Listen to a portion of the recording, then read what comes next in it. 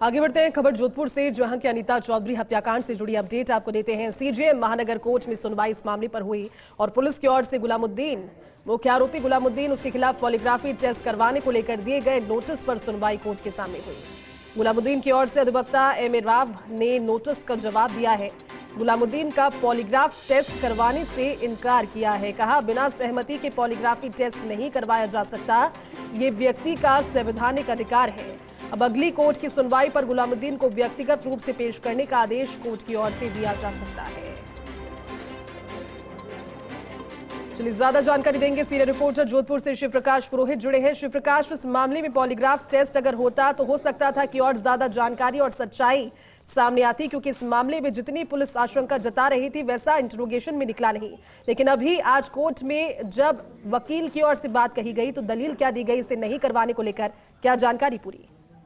जी, मैं बताना चाहूंगा कि जब पिछली बार गुलामुद्दीन को कोर्ट के समक्ष पेश किया गया था तो उस समय पुलिस की ओर से उसका पॉलीग्राफ टेस्ट करवाने को लेकर के एक नोटिस दिया गया था और उसे गुलामुद्दीन के अधिवक्ता एम.ए. राव ने रिसीव किया था। और आज गुलामुद्दीन की ओर से अधिवक्ता एम.ए. राव ने अपना जवाब पेश किया, जिसमें उन्होंने बताया कि सुप्रीम कोर्ट की गाइडलाइन है कि जब तक खुद व्यक्ति नहीं चाहता है तब तक उसका नार्को पॉलीग्राफ जैसे टेस्ट नहीं करवाए जा सकते हैं। तो इसलिए उसने कहा कि गुलामुद्दीन अपना पॉलीग्राफ टेस्ट नहीं करवाना चाहता है तो इसे जो है नोटिस को खारिज किया जाए।